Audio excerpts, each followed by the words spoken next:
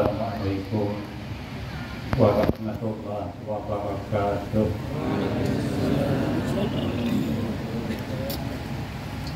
Bismillahirrahmanirrahim. Alhamdulillahi rabbil alamin. Wassalatu wassalamu ala asyrafil anbiya wal mursalin wa ala alihi wa ashabihi ajma'in. La haula wa la quwwata illa billahil aliyyil azim.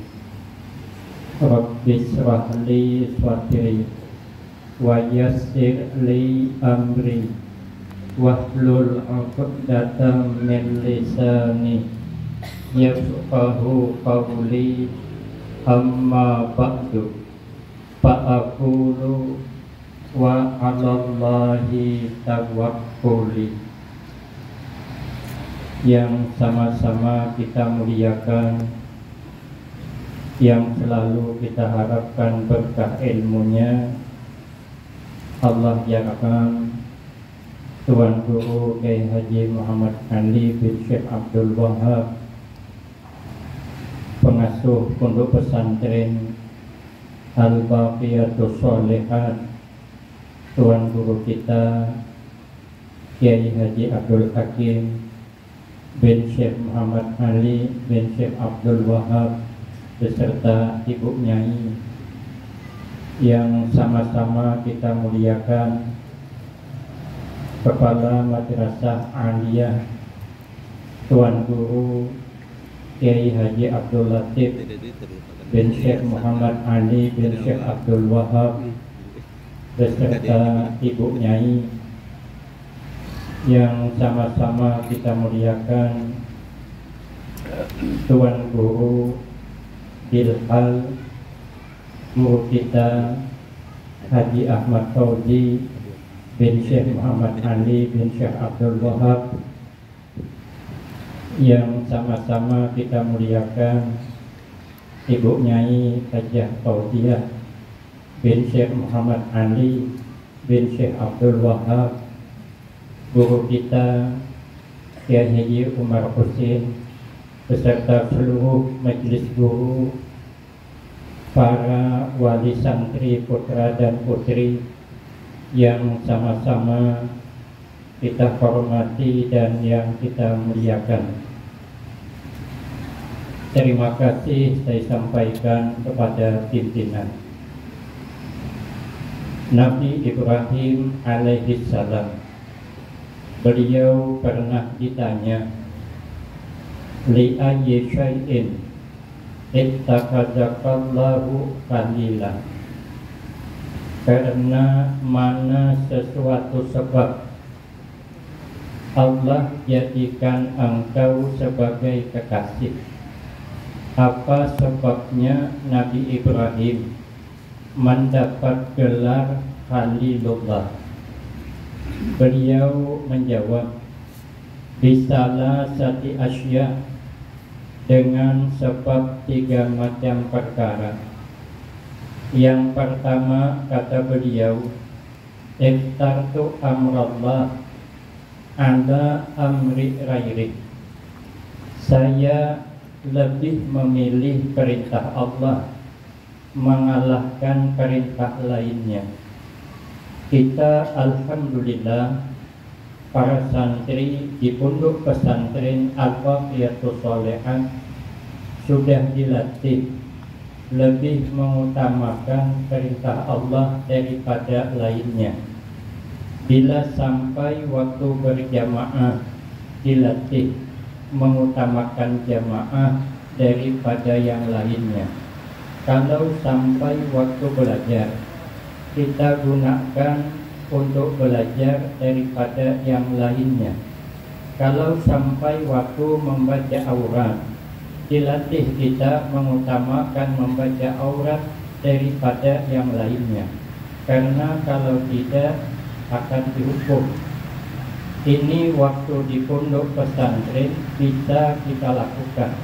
Pertanyaannya, setelah meninggalkan al-faqiyatus sholihah masih tidak bisa bertahan, mengutamakan perintah Allah daripada yang lainnya, dan ini harus dipertahankan agar kita ini menjadi orang yang disayangi Allah. Karena kata Imam Al-Ghazali rahimahullah, disebutkan di dalam kitabnya, Allah menyuruh kita hidup di alam dunia ini cuman dua saja. Yang pertama, jangan selalu sedih hati, jangan selalu sakit hati apa yang terjadi, karena semua itu aturan Allah. Yang kedua, sibukkan diri kita untuk beribadah, sebahagiannya untuk ilmu, sebahagiannya untuk aurat. Maka itu kita berusaha bertahan. Setelah keluar dari pesantren harus tetap mengutamakan ibadah satu. Yang kedua, kata beliau, wa mahtamamtu bima taqabbalallahu li aymina rizqi. Saya tidak pernah susah hati, saya tidak pernah prihatin tentang apa yang sudah Allah tanggung daripada rezeki. Kita alhamdulillah di pondok pesantren kita tidak pernah susah masalah rezeki. Kenapa? Karena setiap bulan kiriman datang terus. Pertanyaannya, pulang kampung masih kita tidak prihatin. Maka itu kita jangan sedih hati tentang masalah rezeki. Kalau kita ini ditakdirkan Allah nanti sugih aja tuh. Yang penting berdoa, bekerja, berusaha. Tapi kalau takdir kita ini belum sugih, bagaimanapun tetap ada sugih. Pinang mahal 23.000 sekilo, tapi kita ada apapun. Ada tanah kosong 5 hektar, tabaslah tanah kosong, tanam pinang. 5 tahun kemudian berbuah lebat, sekali dikait pinangnya hasilnya 5 ton, sekali dijual sekilonya 3.000. Di kantol habis upah. Memang takdir kada sugih, aturannya sugih kita. Sekali pinang berbuah lebat, yang mahal sawit, tanam din pulang, sawit tabang pinang. Berbuah sawit lebat harganya pulang murah, yang mahal nior. Tabang din pulang sawit, tanam nior. Sekali nior berbuah lebat, sekalinya niornya murah, yang mahal kopi. Tabang din pulang nior tanam kopi, alhamdulillah panen banyak, harga mahal, sijin mati. Kawa. Kalau takdir dari sugih kayak itu bang kita. Makanya kita jangan sedih hati. Sawit murah jangan sedih hati, pinang murah jangan sedih hati, kelapa murah jangan sedih hati, karena kita memang kada berkebun, karena hanya tamat aliyah. Maka kalau kita tidak selalu sedih hati, apa yang Allah takdirkan, mudah-mudahan kita disayang Allah.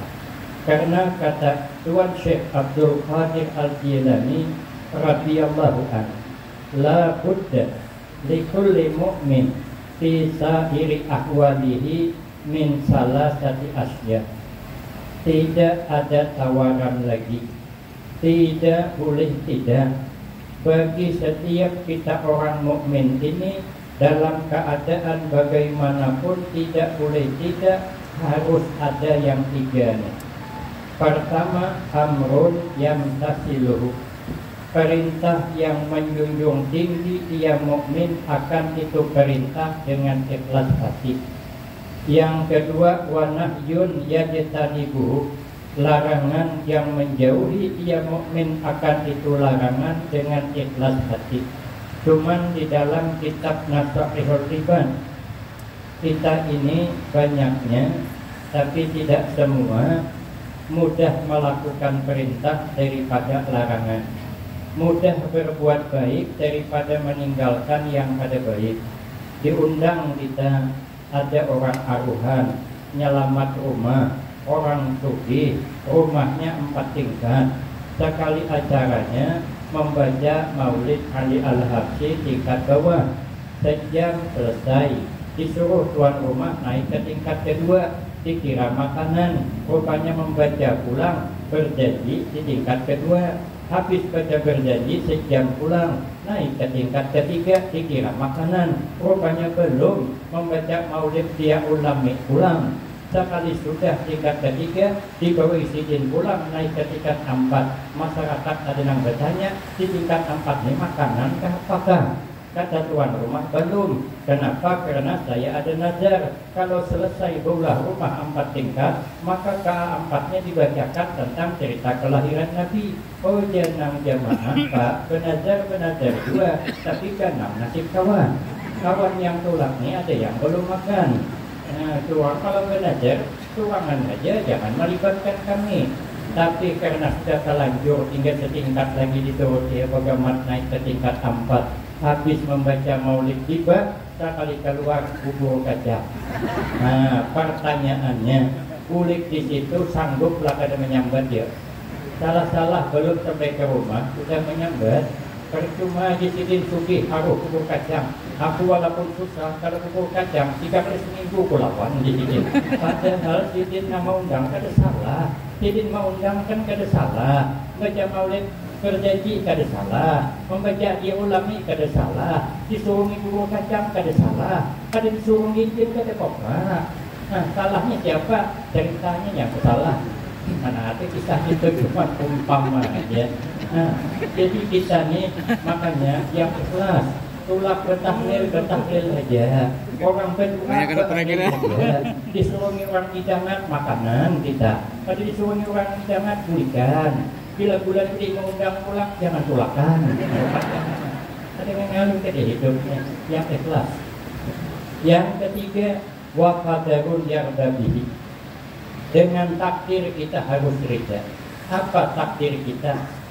Yang pertama, al-insan minat Tuhan. Takdir kita sebagai manusia, kita ini dijadikan Allah dari tanah. Apa yang kita ambil pelajaran dengan tanah, tanah selalu merendah. Kada mau tanah meletak tinggi, kada mau. Tanah mesti rendah. Di mana tanah rendah, di situ banyak air tergenang. Artinya hidup kalau merendah, farakah datangan.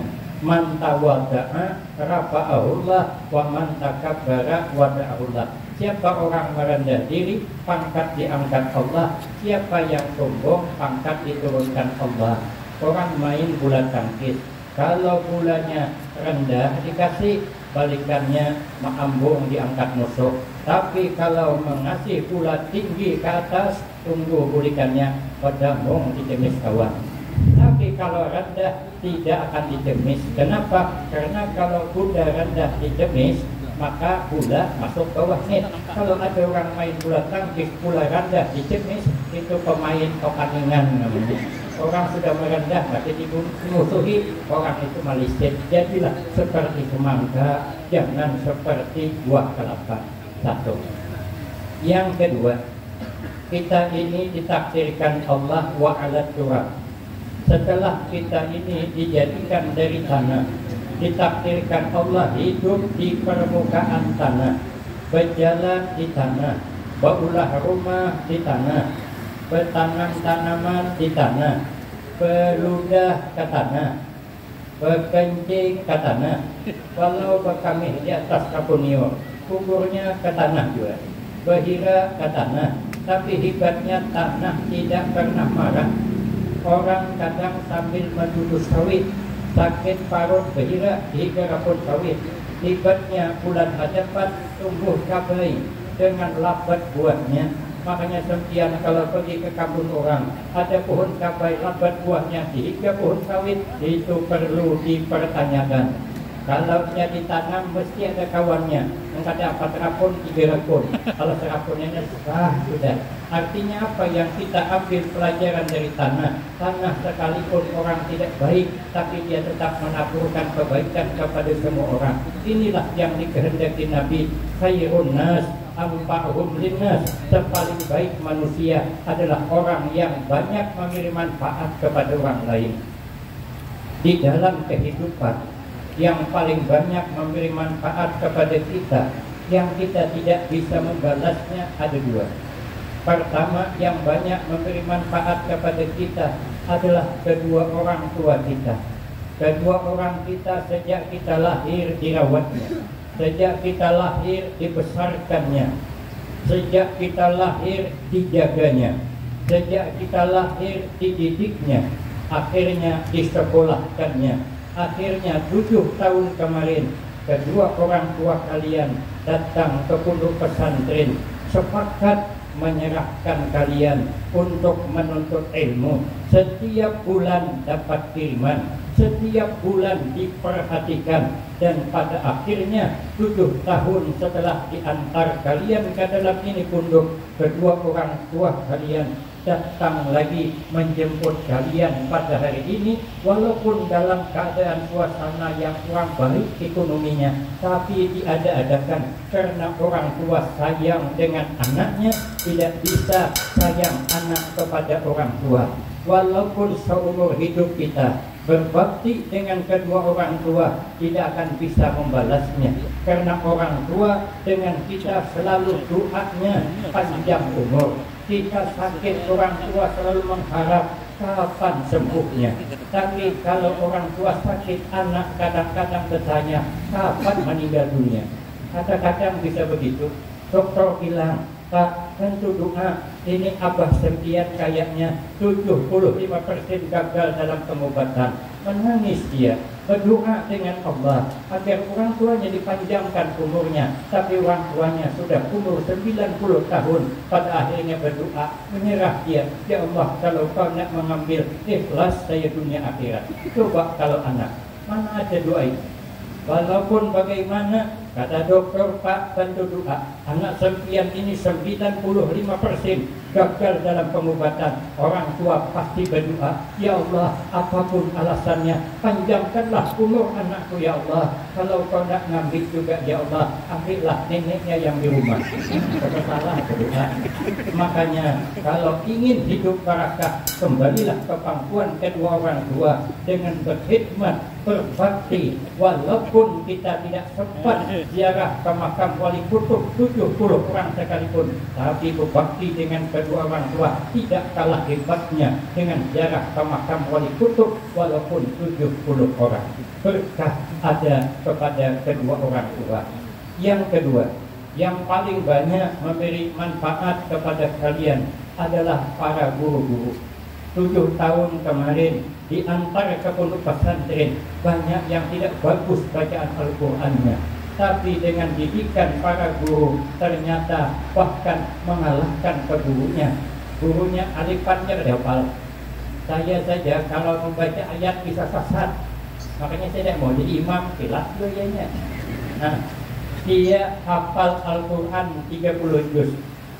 Kemarin datang ke tempat ini, membaca kitab kecil saja kada bisa. Ini yang ditandingkan kitabnya, banalnya bukan main, aku ya kada bisa. Tak bisa sidin pada awal. Ini kemarin datangnya tidak bisa, tapi sekarang pulang ke kampung halaman sudah bisa. Maka jasa para guru yang ada di Al-Waqiyatus Shalihat ini tidak bisa dilupakan. Maka sisakan waktu. Sisakan waktu. Kalau nanti sudah pulang kampung halaman, sisakan waktu untuk guru-guru kalian. Apalagi guru-guru Tuhannya sudah banyak udur, 12 bulan setahun, silahkanlah di kampung, kesibukan masing-masing. Tapi dalam setahun 6 hari jadilah, sisakan waktu 2 kali setahun datang ke pondoknya. Haul besar sekali, haul pengasuh sekali. Jangan dihabiskan waktu di kampung. Apapun alasannya, pasang niat, sisakan waktu. Mbah Yai saya, Mbah Yesukti Mas Hadi pesan sama saya, kata beliau, sisakan waktu ya, sisakan waktu untuk berkunjung ke Pekalongan. Maka saya dulu selalu berkunjung ke Pekalongan karena beliau mintanya sisakan waktu, tapi beliau kemarin tidak sanggup mematuhi perintah beliau. Beliau menganjurkan setahun sekali sisakan waktu ke Pekalongan. Ini yang saya belum sanggup, tapi bagaimanapun saya mengusahakan sisakan waktu untuk mengunjungi kiai. Maka para santri setelah meninggalkan pondok ini, guru itu bagaimanapun marahnya, itu tanda guru sayang, tanda guru perhatian. Ada guru yang tidak marah, dia juga sayang, dia hanya bisa berdoa, tidak bisa bercakap lagi karena nakalnya terlewat. Pagar yang pencuri itu dilompatinya. Nah, bagaimana nak marahi lagi? Memang kata pengasuh, santri sakti namanya. Jadi guru ini kehabisan cakap sudah tidak bisa marah, tapi guru tak pernah berdoa sebaliknya. Guru tetap mendoakan agar anak didik ini mendapatkan ilmu yang barakah, ilmu yang manfaat, bermanfaat dunia dan akhirat. Mudah-mudahan kita diselamatkan Allah dunia dan akhirat. Adapun takdir kita yang ketiga,